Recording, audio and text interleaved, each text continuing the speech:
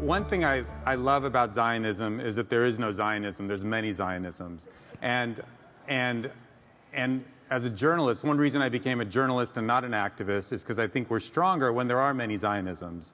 And I think we're stronger when there's a Carolyn Glick Zionism and when there's a Rob Eshman Zionism and a Tzipi Livni and everybody's Zionism. You know, Levi Eshkol, who is kind of my favorite premier, the premier who won the Six-Day War for Israel, said put two Jews together, there's four Zionist parties. And I think that's one of the strengths of Zionism. Yours is not the plan. But I want to talk about it. I want to talk about it.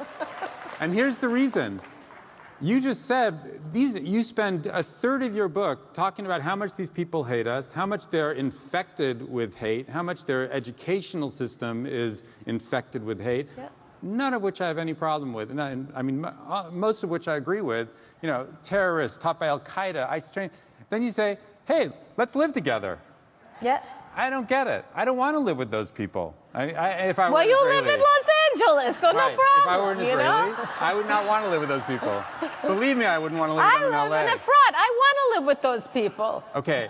So there's one question is why you would want these people who hate you to be citizens in your country, who are dangerous, who are mortal threats to you. Two is, okay, the demographics of it. Here's my issue with the demographics. There are many really well-respected major demographers who strongly disagree with the number in Carolyn's book and who say that, in fact, Israel and the Palestinians in the greater Holy Land area are now at parity, if not slightly more Palestinians. I don't know the answer because I'm not a demographer, and I don't think Carolyn's a demographer either. But I would say before we take this idea seriously, could somebody please find the numbers? Right. I mean, is that so hard to figure out? Let's agree on the numbers. And the third thing is this. Carolyn never talks about the economics of it. For a viable state, actually four things. Third thing, the viable state, you have to be able to economically make it work. And Israel, even though it's the startup nation and we think, you know, that everything's going swimmingly there, it has serious issues. It's educational, it's low rated, some of the lowest ratings on the OECD in terms of educational disparity.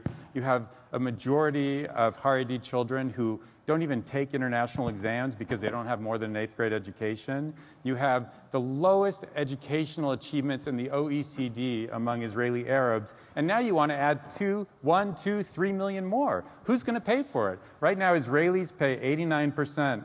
89% of Israelis, I mean, 89% of let me find the number because it's too important to leave out.